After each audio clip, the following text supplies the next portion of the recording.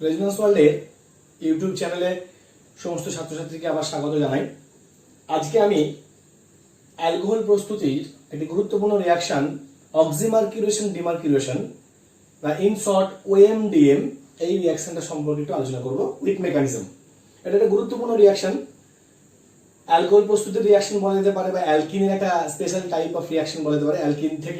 অ্যালকিনের যে সমস্ত বিক্রিয়াগুলো আমরা করি তার একটা গুরুত্বপূর্ণ বিক্রিয়া আছে অক্সিমার্কিউরেশন ডিমার্কিউরেশন। ক্লাস 11এও আছে, ক্লাস 12এও আছে। তো অক্সিমার্কিউরেশন ডিমার্কিউরেশনটা আমরা প্রথমে জেনারেল ক্রাইটেরিয়াটা দেখে নেব, তারপর এটা মেকানিজম পার্টে ঢুকবো। কি হয় অক্সিমার্কিউরেশন ডিমার্কিউরেশনে? না, একটা alkyne RCH double bond CH2, এই অ্যালকিনটাতে যদি আমরা মার্কিউরিক অ্যাসিটেট দিই HgOCO CH3 in presence of H2O and tetrahydrofuran THF. THF is tetrahydrofuran. কি হবে না, আগে আমরা রিঅ্যাকশনটা দেখে নেব কি হবে। এখানে একটা OH গ্রুপ যাবে আর এখানে যাবে HgOCO CH3 plus acetic acid তৈরি হবে। এই স্টেপটাকে আমরা বলছি অক্সিমার্কিউরেশন। এবার এতে যদি আমরা sodium borohydride in presence of any base যদি দিই আমরা, it will produce R CHOH CH3। যদি আমরা ভালো করে লক্ষ্য করি, এই স্টেপটা হচ্ছে ডিমার্কিউরেশন, এই স্টেপটা হচ্ছে অক্সিমার্কিউরেশন। যদি আমরা ভালো করে লক্ষ্য করি তাহলে দেখবো যে অ্যালকিনে, এই অ্যালকিনটা ধরে নিচ্ছে 8টা অ্যালকিল গ্রুপ। 8টা অ্যালকিল গ্রুপ ধরলে এই অ্যালকিনটা একটা অ্যাসিমেট্রিক অ্যালকিন বা অপ্রতিসম অ্যালকিন, অ্যাসিমেট্রিক অ্যালকিন। আর যদি H হয়ে যায় তাহলে সিমেট্রিক হয়ে যাবে, এটা একটা অ্যাসিমেট্রিক অ্যালকিন। এই অ্যাসিমেট্রিক অ্যালকিনে যখন আমরা নর্মাল নিয়মে হাইড্রেশন করাবো অর্থাৎ ওয়াটার অ্যাডিশন করব, তাহলে ওয়াটারের নেগেটিভ পার্ট OH এখানে যাবে, পজিটিভ পার্ট H এখানে যাবে according to Markovnikov rule. Final product আমরা তাই পেয়েছি, যদিও রিঅ্যাকশনটা আমরা বেশ ঘুরে এলাম, অক্সিমার্কিউরেশন দেন ডিমার্কিউরেশন। ডিরেক্টলি জল যোগ করলেই তো আমরা এই প্রোডাক্টটা পেয়ে যেতাম। তাহলে water H2O added according to Markovnikov's rule. Markovnikov's rule.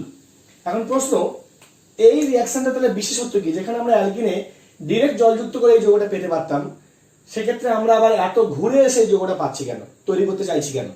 কারণটা এটাই যে অ্যালকিনে ডিরেক্ট হাইড্রেশন করলে তোমরা জানো ইন্টারমিডিয়েট হিসেবে কার্বোক্যাটায়ন তৈরি হয়, এবং কার্বোক্যাটায়ন যখনই তৈরি হবে তখন কার্বোক্যাটায়নের রিঅ্যারেঞ্জমেন্টের সুযোগ থাকলে সে নিজেকে রিঅ্যারেঞ্জ করবে। ফলে আমাদের যে কাঙ্ক্ষিত প্রোডাক্ট বা আমরা যে প্রোডাক্টটা চাইছি এক্সপেক্টেড প্রোডাক্ট, সেটা না পেয়ে আমরা অনেক সময় রিঅ্যারেঞ্জ প্রোডাক্টকেই মেজর প্রোডাক্ট হিসেবে পেয়ে যাবো। বাট এই রিঅ্যাকশনটার বিশেষত্ব হচ্ছে এখানে কোনো কার্বোক্যাটায়ন ইন্টারমিডিয়েট তৈরি হয় না, যেটা আমি মেকানিজমের ডিটেলসে দেখবে। যার জন্য কি হয়, কার্বোক্যাটায়ন ইন্টারমিডিয়েট তৈরি না হওয়ার জন্য রিঅ্যারেঞ্জমেন্টের কোনো প্রশ্ন নেই এবং আমরা যেমন অ্যালকোহল চাইছি তেমন অ্যালকোহল প্রস্তুত করতে পারবো। এটা হচ্ছে এই রিঅ্যাকশনটার সবথেকে বড় বৈশিষ্ট্য। অর্থাৎ কার্বোক্যাটায়ন ইন্টারমিডিয়েট হিসেবে না তৈরি হওয়াটাই এই রিঅ্যাকশনের সবথেকে বড় বৈশিষ্ট্য। প্রথমে আমরা এটা দেখে নেব যে কিভাবে জল এবং মার্কিউরিক অ্যাসিড পার্টটা যুক্ত হলো, তারপর আমরা মেকানিস্টিক পার্টে ঢুকবো। Mercuric acetate, that is acetate ion, দুটো অ্যাসিটেট আয়ন মার্কারির সঙ্গে যুক্ত হয়েছে, মার্কারি ডাইভ্যালেন্ট এলিমেন্ট বা দ্বিজ মৌল, তার জন্য দুটো একটা মার্কারের সঙ্গে দুটো অ্যাসিটেট আয়ন যুক্ত হয়েছে। অ্যাসিটেট আয়নের এই অ্যাসিটাইল গ্রুপটা, দ্যাট ইজ CH3CO গ্রুপটাকে আমরা বলি অ্যাসিটাইল গ্রুপ, যাকে আমরা ইন শর্ট AC দিয়ে রিপ্রেজেন্ট করতে পারি। ACO দুটো আছে Hg সাথে, তাহলে এটাকে আমরা এভাবেও রিপ্রেজেন্ট করতে পারি HgOAC2। এবার তোমরা এভাবে ভাবো ব্যাপারটাকে যে এই একটা মার্কিউরিক অ্যাসিটেট আছে আর একটা H2O আছে, HOH। যদি আমরা দেখি যে এইটা যদি আমরা আয়নিত করি তাহলে অক্সিজেনের সঙ্গে মেটালের বন্ড, তাহলে এই পার্টটা মাইনাস এই পার্টটা প্লাস। আবার এটাকে যদি আয়নিত করি তাহলে এই পার্টটা মাইনাস এই পার্টটা প্লাস। যখন আমরা অ্যালকিনে যখন আমরা এটাকে যোগ করতে চাইছি এই দুজনকে, দ্যাট ইজ HgOAC হোল 2 এবং জল দুখানা রিয়েজেন্ট এখানে আছে, তখন এইটার পজিটিভ পার্ট, এই যে পজিটিভ পার্টটা আছে, এই পজিটিভ পার্টটা গিয়ে যুক্ত হচ্ছে এই কার্বনে, আর এই যে নেগেটিভ পার্ট, এই নেগেটিভ পার্টটা গিয়ে যুক্ত হচ্ছে এই কার্বনে। অ্যাকর্ডিং টু মার্কোনিকভ নিয়মের মতোই নেগেটিভ পার্ট এই কার্বনে আর পজিটিভ পার্টটা এই কার্বনে। তাহলে কি যুক্ত হবে না CHOH, এখানে CH2, এখানে HgOCO CH3 প্লাস এইটার নেগেটিভ পার্ট আর এই পজিটিভ পার্টটা যুক্ত হয়ে তৈরি করছে অ্যাসিটিক অ্যাসিড। হলো। এবার যখন NaBH4 দেওয়া হবে, H - এটাকে রিপ্লেস করবে, দিয়ে ওটাকে CH3 করে দেবে। তাহলে এই গেল বেসিক ব্যাপার যে কোন পার্টটা কেন তোমাদের মার্কিউরিক এই পার্টটা কেন এখানে গেল না আর OH এখানে ধারে গেল না, তার একটা কনফিউশন থাকতে পারে। সেটা হচ্ছে এটা মনে রাখার জন্য, মেকানিজমে আরো ডিটেলসে বুঝতে পারবে যে কেন এটা এই প্রান্তে যায় বা এটা এখানে আসে। আমরা কিন্তু আর গ্রুপকে অ্যালকিল গ্রুপ ধরে এগোচ্ছি, অ্যালকিল গ্রুপ ধরে এগোচ্ছি, কারণ অ্যালকিল গ্রুপ হলে তবে এটা অ্যাসিমেট্রিক অ্যালকিন হবে। সিমেট্রিক অ্যালকিন হলে তো যে যেখানে ইচ্ছে যুক্ত হতে পারে, আমাদের তো কিছু যায় আসে না। সো আমরা এটাকে অ্যাসিমেট্রিক অ্যালকিন ধরে এগোবো। এবার তাহলে মেকানিজম পার্টে দেখো যে কি করে অক্সিমার্কিউলেশনের মেকানিজমটা দেখো। অক্সিমার্কিউলেশন, এটার মেকানিজম, এটার মেকানিজম কি? অক্সিমার্কিউলেশনের মেকানিজমটা হচ্ছে এরকম যে মার্কিউরিক অ্যাসিডের যেটা আছে, আজ তার একটা জিনিস খেয়াল করো, যদি একটা অ্যালকিন থাকে এমন, এই অ্যালকিনে যদি আমরা H+ দিই, H+ একটা ইলেকট্রোফাইল, এটা একটা ইলেকট্রোফাইল, তাহলে এটা যদি এখানে বন্ড মানে H+টা যে কার্বনের সঙ্গে যুক্ত হবে, ধরো এখানে যুক্ত হলো, তাহলে এই কার্বনটা প্লাস হবে। বা আমি যদি বলি যে E+ এর কথা বলি, তাহলে এই E+টা যদি এখানে যুক্ত হয়, তাহলে এই কার্বনটা প্লাস হবে। বা এটাও হতে পারে যদি E+টা এখানে যুক্ত হয়, তাহলে এটা প্লাস হবে, কার্বোকার্বন তৈরি হবে। এখন আমরা যদি এই জায়গায় আসে এরকম RCH ডাবল বন্ড CH2, এবার যখন মার্কিউরিক অ্যাসিডেট দেওয়া হলো HgOAc কি হচ্ছে খেয়াল করো, পাই বন্ড গিয়ে অ্যাটাক করলো, OAc মাইনাস বেরিয়ে গেল। এই যে মার্কারিটা এখানে একটা সাইক্লিক ইন্টারমিডিয়েট তৈরি করবে, খেয়াল করো RCH CH2 এই জায়গাটাই বোঝার আছে, HgOAc। আচ্ছা, এটা তোমার বেরিয়ে গেলে Hg+ হওয়ার কথা। Hg+ হলে দ্যাট ইজ ইলেকট্রোফিলিক পার্ট যদি হয়, এই ইলেকট্রোফাইলটা এই দুটো কার্বনের সঙ্গে একটা পার্সিয়াল বন্ড তৈরি করবে। তাহলে এখানে একটা del1+ তৈরি হলো, এখানে একটা del2+ তৈরি হলো, আর মার্কারির উপরে আমি মনে করলাম del+ তৈরি হলো। এটা তৈরি হলো, প্লাস কি বেরিয়ে গেল? বেরিয়ে গেল OAc মাইনাস, অ্যাসিটেট আয়নটা বেরিয়ে গেল। এই যে সাইক্লিক মার্কিউরিনিয়াম আয়ন একটা ইন্টারমিডিয়েট হিসেবে তৈরি হলো, ইন্টারমিডিয়েট। এই জায়গাটা অনেকগুলো কথা বলার আছে এবং বোঝার আছে, খুব ভালো করে বুঝবে, খুব ভালো করে বুঝবে। যদি মার্কারি এই যে একটা ব্রিজ বন্ড তৈরি করে সাইক্লিক মার্কিউরিনিয়াম আয়ন তৈরি করেছে, এই জায়গাটা খেয়াল করো, এই কার্বন দুজনে ইলেকট্রন একে দিচ্ছে, মানে কার্বন দুজন del+ হয়ে গেল, আর মার্কারিটা ইলেকট্রন del+ ছিল, পুরোপুরি প্লাস ছিল, ইলেকট্রনটা পেয়ে del+ হয়ে গেল। তাহলে আমরা কি বলতে পারি না del+ obviously greater than del1+ or del2+, এটা একটা প্রথম কথা। দু নাম্বার কথা ভাবো, del+ কেন বেশি হলো না? এ পুরোপুরি প্লাস ছিল, এ বেরিয়ে গেলে কি হবে? পুরোপুরি প্লাস হয়ে যাবে, তারপর এগিয়ে পার্সেল বন্ড তৈরি করছে, কিছু ইলেকট্রন পেয়েছে del+, আর এরা পুরোপুরি প্রশমিত ছিল, কিছুটা ইলেকট্রন দিচ্ছে, যার জন্য del+ হয়েছে, কিন্তু ওদের চার্জের ভ্যালুটা কম, এর চার্জের ভ্যালুটা বেশি, মানে এর অভাবটা বেশি, এর অভাবটা কম। এবার প্রশ্ন, del1+ আর del2+ এর মধ্যে কোনটা বেশি? তোমরা একটু ভালো করে ভাবো তো। ধরে নাও এই ইলেকট্রোফাইলটা ডিরেক্টলি এর সঙ্গে বন্ড তৈরি করতো, তাহলে এখানে কার্বোকার্বন তৈরি হতো, 2 ডিগ্রি কার্বোকার্বন। আর যদি এটা এর সঙ্গে ডিরেক্টলি বন্ড তৈরি করে, ভালো করে বুঝবে, এটা যদি ডিরেক্টলি এর সঙ্গে কমপ্লিট বন্ড তৈরি করে, তাহলে এখানে কার্বোকার্বন তৈরি হবে, which is 2 degree. This compound if makes bond with this carbon, this electrophile makes this bond with this carbon, তাহলে এখানে পজিটিভ চার্জ তৈরি হবে, which is 1 degree. 2 degree carbocation is more stable than 1 degree. So এখানে কার্বোকার্বনের ক্যারেক্টারটা তৈরি হওয়া plus I এফেক্টের জন্য প্রশমিত হয়ে যাবে, মানে স্টেবিলিটি পাবে, তাহলে এখানে কার্বোক্যাটায়ন তৈরি হওয়াটা বেশি স্টেবিলিটি দেবে, যার জন্য মার্কারি এই যে দুজনের সঙ্গে বন্ড তৈরি করলো তার মধ্যে এর সঙ্গে ওভারল্যাপিং এরিয়াটা বেশি হবে, এর সঙ্গে ওভারল্যাপিং এরিয়াটা কম হবে। ভালো করে বুঝবে, আমি আবার রিপিট করছি, মাঝখানে মার্কারি যে দুটো কার্বনের সঙ্গে বন্ড তৈরি করেছে দুজনের সঙ্গে ওভারল্যাপিং এরিয়াটা সমান নয়। যদি ধারের কার্বনের সঙ্গে ওভারল্যাপিংটা বেশি তৈরি করে তাহলে এখানে একটা ক্যারেক্টার, পজিটিভ ক্যারেক্টার তৈরি হবে, which will be neutralize something by this alkyl group, 2 degree carbocationic character আসবে। আর যদি এর সঙ্গে ওভারল্যাপিং এরিয়াটা বেশি করে তাহলে এখানে পজিটিভ ক্যারেক্টার তৈরি হবে, যেটাকে স্টেবিলিটি দেওয়ার কেউ নেই। তাহলে বেশি সাবস্টিটিউটেড যে কার্বনটাতে থাকবে সেই কার্বনটাতে ডেল্টা প্লাস ক্যারেক্টারটা বেশি তৈরি হওয়াটা বেশি সুবিধাজনক, কারণ তাকে বেশি সাবস্টিটিউটেড কার্বন হলে কি হবে, পাশ থেকে অ্যালকিল গ্রুপগুলো ওকে ইলেকট্রন দিয়ে স্টেবিলিটি দেবে। কিন্তু এটা মাথায় রাখতে হবে যেখানে কার্বোক্যাটায়ন তৈরি হয় না, কমপ্লিট এ কখনো এর সঙ্গে কমপ্লিট বন্ধন তৈরি করে পজিটিভ, বা এর সঙ্গে কমপ্লিট বন্ধন তৈরি করে এটাকে পজিটিভ তৈরি করে না। শুধু একটা মানে আলোচনা করলাম যে যদি পার্সিয়াল বন্ডের ক্যারেক্টার এর সঙ্গে বেশি হয় তাহলে এখানে পজিটিভ ক্যারেক্টার তৈরি হলে সেটা বেশি স্টেবিলিটি পেতে পারে, 2 ডিগ্রি কার্বোক্যাটায়নিক ক্যারেক্টার যদি হয়, কিন্তু কার্বোক্যাটায়ন তৈরি হয় না। তাহলে আমরা এখানে কি লিখবো না, del 1 plus greater than del 2 plus. তার মানে এই পোর্শনটার ইলেকট্রনের ডেফিসিয়েন্সি বেশি, এটাকে প্রশমিত করার জন্য এখানে পজিটিভ চার্জ তৈরি হলে কোনো সমস্যা নেই, এখানে পজিটিভ চার্জ তৈরি হলে সমস্যা আছে। এরপর কি হবে, তাহলে এই স্টেপটার পরে দেখো মার্কারি যেহেতু এদিক দিয়ে বন্ড তৈরি করে ব্রিজ মানে একটা সাইক্লিক বন্ড তৈরি করেছে, তাহলে এদিক দিয়ে নিউক্লিওফাইল আসতে পারবে না। তাহলে এরপর ওয়াটার কোন দিক দিয়ে আসবে, এরপর ওয়াটার আসবে অপোজিট সাইডে। যদি এদিকে বন্ড দেখাতাম তাহলে নিচের দিক দিয়ে আসতো, আর যদি এদিকে দেখিয়েছি মানে উপর দিক দিয়ে আসবে। তাহলে এরপর H2O as a nucleophile attack করবে। কোথায় অ্যাটাক করবে, যেহেতু এই মানটা বেশি তাহলে H2O গিয়ে এই কার্বনকে অ্যাটাক করবে, এই বন্ডটা খুলে যাবে, তখন এখানে কমপ্লিট বন্ড তৈরি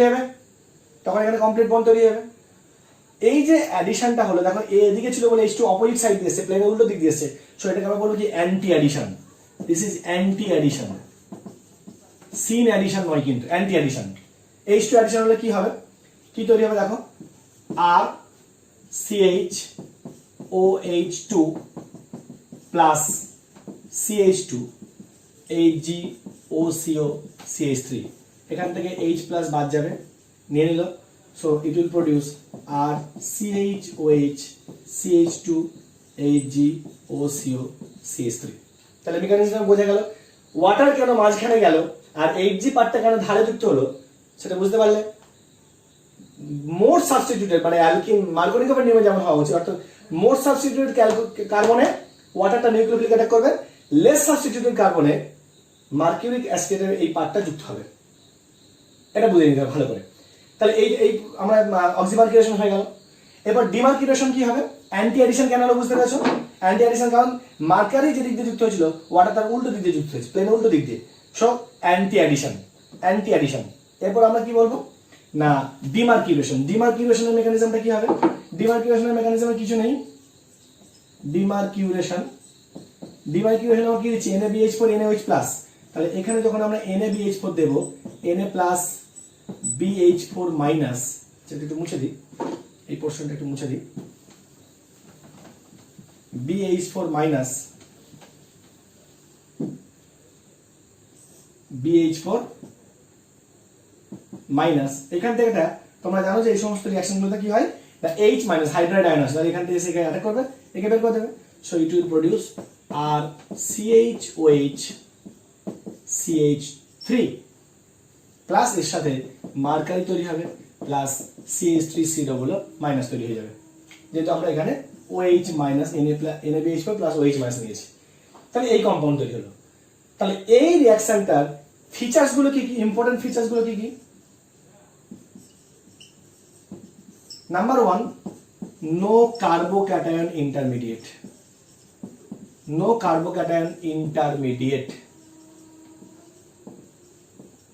Number 2, no rearrangement. Number 3, anti-addition. আর কি না অ্যাকচুয়ালি H2O ফাইনাল প্রোডাক্ট কি হবে, water added according to Markovnikov rule. Final compound অর্থাৎ অক্সিমার্কেশন ডিমার্কেশন যখন কমপ্লিট হয়ে যাবে তখন আলটিমেটলি জল যুক্ত হবে মার্কোনিকফ রুল অনুযায়ী জল যুক্ত হবে। এই হচ্ছে ব্যাপার। এখন এই রিয়াকশনটা বিশেষত্ব কি সেটা আমরা দেখে নেব, যে ডিরেক্ট ওয়াটার অ্যাডিশন করলে কি হতো আর অক্সিমার্কুলেশন ডিমার্কুলেশন করলে কি হয় সেটা আমরা দেখে নেব। ডিরেক্ট ওয়াটার অ্যাডিশন করলে কার্বোক্যাটায়ন ইন্টারমিডিয়েট হবে, সেক্ষেত্রে রিঅ্যারেঞ্জমেন্ট হতে পারে। যেমন ধরো একটা যৌগ আমি এমন নিলাম CH3 C CH3 CH3 CH double bond CH2। এখন এই যৌগটাতে যদি আমরা ডাইলিউট H2 উপর দিই, that is H3O plus hydration, আর যদি অক্সিমার্কুলেশন ডিমার্কুলেশন করি, দুটো স্টেপ একসঙ্গে ফাইনাল প্রোডাক্ট লিখতে চাইছি। যখন H3O প্লাস দেওয়া হবে তখন প্রোডাক্টটা হবে এরকম CH3 C OH CH3 CH CH3 CH3 rearrange product পাওয়া যাবে, rearrange product.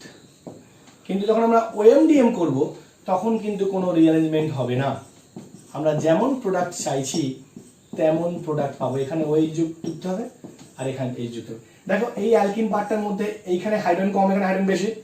So according to মার্কোনিকফ এখানে OH গ্রুপ আসার কথা জলের, আর এখানে H গ্রুপ আসার কথা। মার্কোনিকফে আমরা তাই পাবো। বাট যখন ডিরেক্ট ওয়াটার অ্যাডিশন করলাম তখন কিন্তু আমরা এটা পেলাম না, রিঅ্যারেঞ্জড প্রোডাক্ট হয়ে গেল। এখান থেকে এটা কেন পাবো? অক্সিমার্কুলেশন ডিমার্কুলেশনের মাধ্যমে বোঝা গেল জল যুক্ত হবে ফাইনালি, তাহলে এখানে OH যাবে এখানে H যাবে অ্যাকর্ডিং টু মার্কোনিকফ। বাট এই প্রোডাক্টটা কেন পাওয়া গেল? তোমরা এটার মেকানিজম জানো, আমি একটু বলে দিই যে এক্ষেত্রে যে কার্বোক্যাটায়ন তৈরি হবে সেই কার্বোক্যাটায়নটা 1,2 মিথাইল শিফটের মাধ্যমে রিঅ্যারেঞ্জ করে ফাইনাল প্রোডাক্ট হিসেবে মেজর প্রোডাক্ট হিসেবে এই প্রোডাক্টটা দেবে।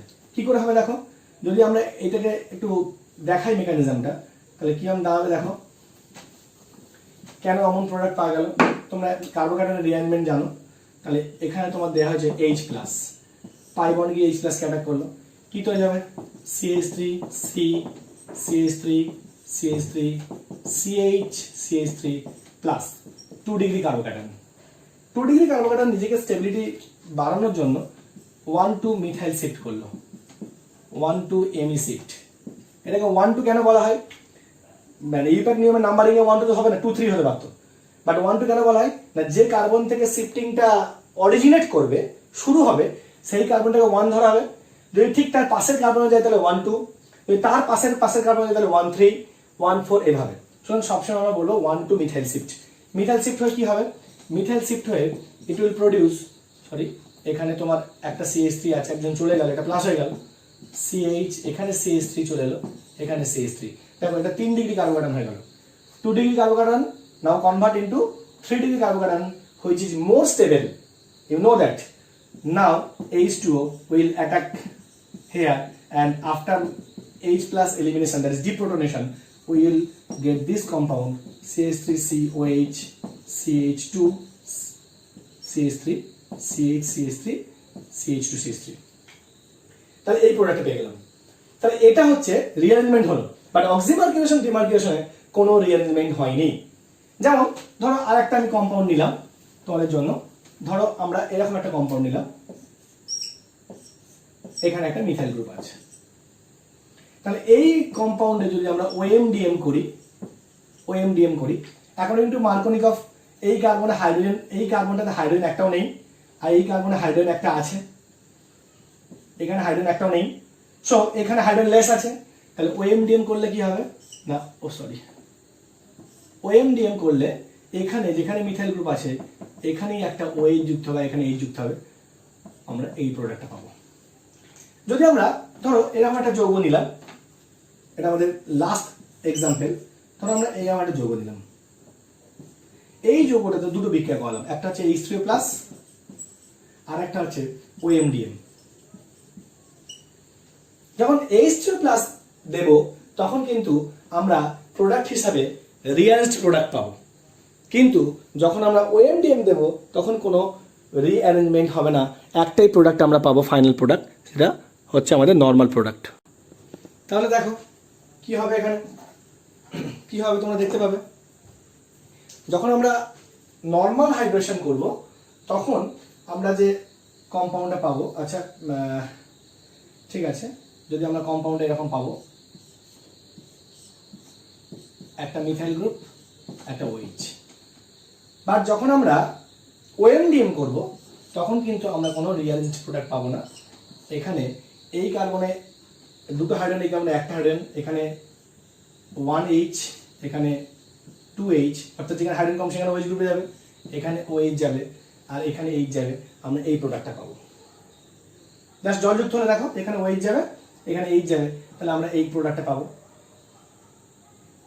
এই প্রোডাক্ট পেয়ে গেলাম। কিন্তু এখানে আমরা রিয়ারেঞ্জ প্রোডাক্ট পেলাম। কিভাবে রিয়ারেঞ্জ প্রোডাক্ট পেলাম সেটা একটু ব্যাখ্যা করবো আমরা, কিভাবে রিয়ারেঞ্জমেন্ট প্রোডাক্ট পেলাম। তাহলে এটার মেকানিজমটা দেখতে হবে। তাহলে এটার মেকানিজমটা দেখে আজকে আমরা ক্লাস এখানে শেষ করবো। ধরো H প্লাস দেওয়া হয়েছে, পাই বন্ড গিয়ে H প্লাস কে অ্যাটাক করলো। তাহলে পাই বন্ড গিয়ে H প্লাস কে অ্যাটাক করার পর কি হবে না, এই Hটাকে এখানে যুক্ত হলো, 2 ডিগ্রি কার্বোকার্বন তৈরি হলো। এবার নাম্বারিং করে দাও। 2 ডিগ্রি কার্বোকার্বন তৈরি হওয়ার পর এর যেহেতু শিফট করার সুযোগ আছে 1 2 3 4 5 6, তাহলে এ করবে কি, এখানে মিথাইল গ্রুপ যুক্ত আছে মানে কি রিং এক্সপ্যানশন হবে, তাহলে রিং এক্সপ্যানশন হবে। কি হবে, 6 কার্বন 2 কে ছেড়ে 1 কাছে যাবে, তাহলে একটা এই কম্পাউন্ড তৈরি হবে। খেয়াল করো একের সঙ্গে মিথাইল গ্রুপ যুক্ত আছে, তাহলে এখানে একটা মিথাইল গ্রুপ দিলাম, এখানে একটা মিথাইল গ্রুপ দিলাম, আর তাহলে এটা 1 2 3 4 5 6, কোন কার্বনটা প্লাস হবে, 2 নম্বর কার্বনটা প্লাস হয়ে যাবে, তাহলে এখানে একটা পজিটিভ চার্জ তৈরি হবে। হলো, এখন এই কার্বন এটা এখনো 2 ডিগ্রি কার্বোকার্বন আছে, বাস শুধুমাত্র রিংটা এক্সপেনশন হয়ে 5 মেম্বার রিংটা মোর স্টেবল 6 মেম্বার রিংয়ে কনভার্ট হলো। এখন 1 নম্বর কার্বন যে হাইড্রোজেনটা আছে, এই হাইড্রাইডটা 1 টু হাইড্রাইড শিফট হবে, 1 টু হাইড্রাইড শিফট হয়ে কি হবে, আরো বেশি স্টেবল 3 ডিগ্রি কার্বোকার্বন তৈরি হবে। এখানে মিথাইল, এইখানটায় প্লাস, 3 ডিগ্রি কার্বোকার্বন তৈরি করলো, এটা বেশি স্টেবল, 3 ডিগ্রি কার্বোকার্বন বেশি স্টেবল। তাহলে এখান থেকে 1 টু হাইড্রাইড শিফট হয়ে 1 টু হাইড্রাইড শিফট হয়ে কি করলো না, এখানে পজিটিভ ক্যারেক্টার বা কার্বোকার্বন তৈরি করলো, which is 3 degree carbon. Now H2O will attack this carbon and after deprotonation the final product will be, এখানে তোমার মিথাইল গ্রুপ আছে আর এখানে OH গ্রুপ থাকবে। হলো, তাহলে বোঝা গেল যে কোন একটা সাবস্ট্রেটকে দেখে বা কম্পাউন্ডকে দেখে ওএমডিএম করলে ফাইনাল প্রোডাক্ট কি হবে আমরা সঙ্গে সঙ্গে বলে দিতে পারবো, কারণ ওএমডিএম এর ক্ষেত্রে কোনো রিঅ্যারেঞ্জমেন্ট হবে না, শুধুমাত্র জলযুক্ত করবে, ফাইনালি জলযুক্ত হবে। অক্সিমার্কিউরেশন ডিমার্কিউরেশনের পরে মার্কোনিকফের নিয়মে যেখানে হাইড্রোজেন কম সেখানে OH গ্রুপ যুক্ত করবে, আর যেখানে হাইড্রোজেন বেশি যে কার্বনে সেই কার্বনে H গ্রুপ যুক্ত করবে, H পরমাণু যুক্ত করবে। বাট যদি আমরা নর্মাল হাইড্রেশন করি ডাইলিউট অ্যাসিড দিয়ে, সেক্ষেত্রে কিন্তু কার্বোক্যাটায়ন ইন্টারমিডিয়েট হওয়ার জন্য রিঅ্যারেঞ্জমেন্ট হতে পারে, এবং সেই রিঅ্যারেঞ্জমেন্টের ফলে আমরা যে প্রোডাক্টটা চাইছি, হুইচ আওয়ার এক্সপেক্টেড প্রোডাক্ট, আমরা সেই প্রোডাক্ট না পেয়ে we can get the rearranged product as the major product. তাহলে ব্যাপারগুলো তোমরা নিশ্চয়ই বুঝতে পেরেছো। Hope you will enjoy this class. তোমরা যদি ক্লাসটি এনজয় করো তাহলে আমার এই রেজোনেন্স ওয়ার্ল্ডের ইউটিউব চ্যানেলটাকে অবশ্যই সাবস্ক্রাইব করবে এবং বেল আইকন প্রেস করবে, যাতে পরে আমি ভিডিও আপলোড করলে তোমরা সঙ্গে সঙ্গে নোটিফিকেশন পেয়ে যাও এবং সেই ভিডিওগুলো ফলো করতে পারো। তোমাদের এই নিট থেকে বা যে কোনো কম্পিটিটিভ এক্সামে এরকম পোর্শন থেকে বিভিন্ন প্রবলেম আসে, সেগুলোর জন্য তোমাদের এই ভিডিওটা খুব হেল্পফুল হবে। আই এম এক্সপেক্টিং যে তোমাদের এটা সাহায্য করবে খুব। তোমরা সবাই ভালো থাকবেন। Thank you. আমি ক্লাস এখানেই শেষ করলাম। Thank you very much.